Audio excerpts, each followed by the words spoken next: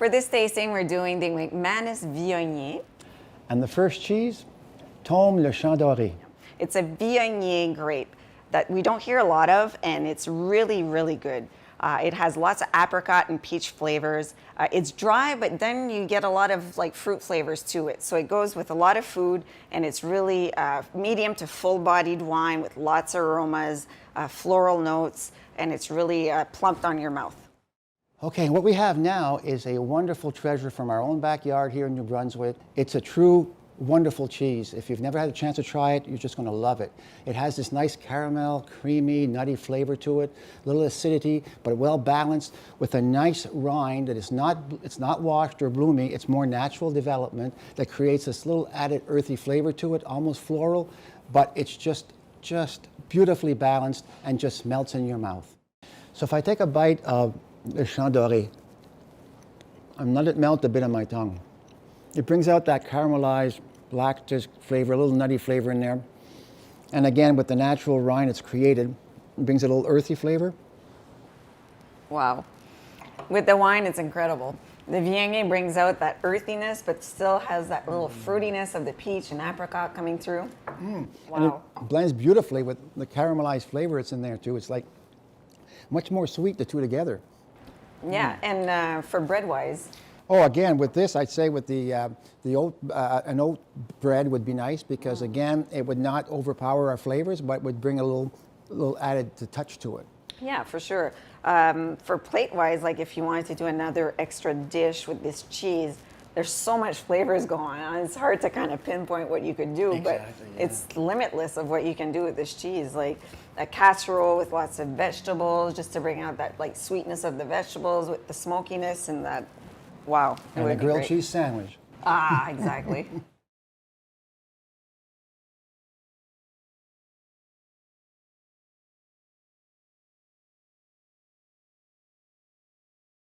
Second cheese, Chemin Hatley Road. And it's a wonderful floral flavored cheese, almost close to a Swiss type, but it's not really a Swiss. But it has the look of it, it has a certain taste of it, almost a little hint of honey in there. But it has a very unique taste because of its rind. Its rind is washed and brushed, which creates a little earthy but floral flavor that adds to the wonderful texture and adds to that wonderful Swiss hint of flavor as well. If I take a moment to smell this, it almost smells like a Swiss cheese. And if I take a bite, it really brings a little honey Swiss flavor to it. And with the rind, again, being washed and brushed, it brings a little bit of earthy flavor, but more floral earthy. It's crazy because it brings out that, like you said, that Swiss kind of tart flavor to it, but then the apricot and peach is really predominant. Like it brings out those flavors. Well, because there's already a little bit of sweetness in there, it just brings out even more. And it balances off the earthy flavor that comes from the rind. And I think it makes a big difference if you try it without the rind and with the rind. Oh yeah, it makes a big difference. And what I see with that is like green apples, and you melt that cheese on top. Oh my God, I think that would be a perfect dessert. What a great idea. Yeah, and for the bread part. Again, the oat bread would be the ideal thing. You could put some of that on oat bread and maybe a little bit of apple with it. I know, that would be great. Make a nice appetizer, right?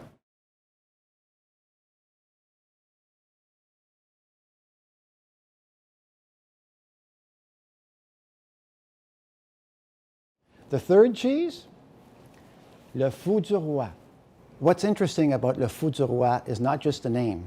It is an organic made cheese, and what's nice about it is the rind. The rind has this unique pink-orange color and also has a bit of whitish added flavor to it from the penicillin that's added to it, which is a family of bacteria, which is all part of making the cheese. But the important of it is that it adds this wonderful creamy flavor in the texture because it's a semi-soft cheese, but it has a nice butter peanut flavor to it.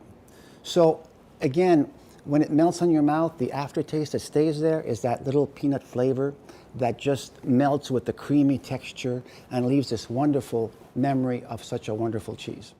I'm take a nice little taste of that. Again, that rind, the way it's fabricated, creates, again, a little bit of mushroomy flavor, but more floral, earthy flavor that melts in your palate. And a little aftertaste of peanuts. Yeah, and you know what, with the wine, It's a little bit more subtle than what we tried before. Like it brings it a little bit down to earth and not as much fruit as the other ones, but like super like earthy and grindy. Yeah, and it does leave that little aftertaste of peanut that was still in there on its own, but with the wine, it sort of brings it out a little bit more. And again, something that could be very nice in a grilled cheese sandwich or something on a burger, I think would be very nice with this as well. For sure. And for bread-wise, what would you suggest? I'd say the oat bread again would be a good choice because of the flavors here. They blend in very nicely, and oat bread would sort of like make it a nice balance, the two together. A little piece, a little appetizer. Yeah, and it wouldn't overpower it either. Exactly. Like it would showcase the cheese. Yeah, that's what I would recommend. Yeah.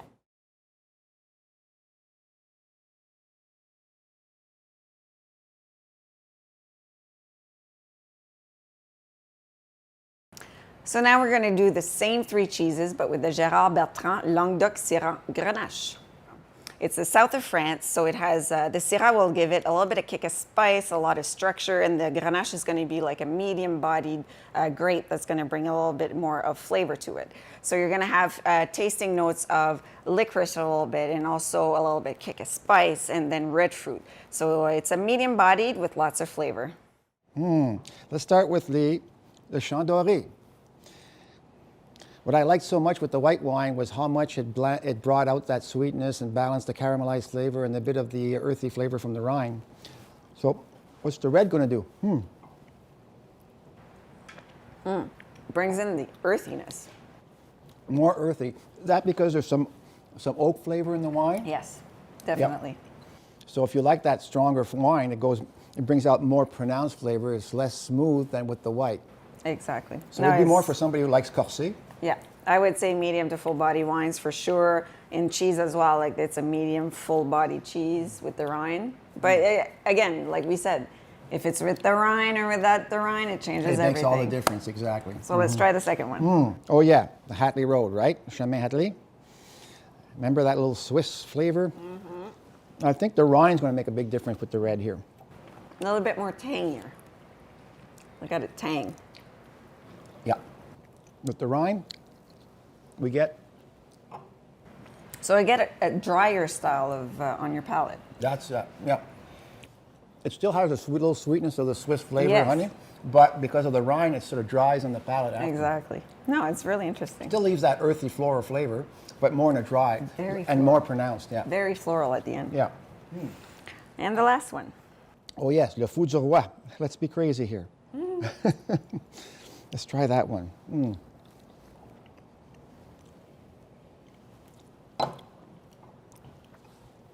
That too brings out some of the sweetness in there. Remember the peanut butter flavor I said was in there? It sort of brings it out more, Yeah. I find. If you think of the aftertaste. Maybe not as much as when you're tasting it on its own, or the white wine might have brought some more of it. This brings it balance, again, dries your palate a bit, but leaves Yes. that flavor and as an aftertaste. Definitely. It has that full rounded peanut butter flavor that goes around. Yeah. It's really good. I like it.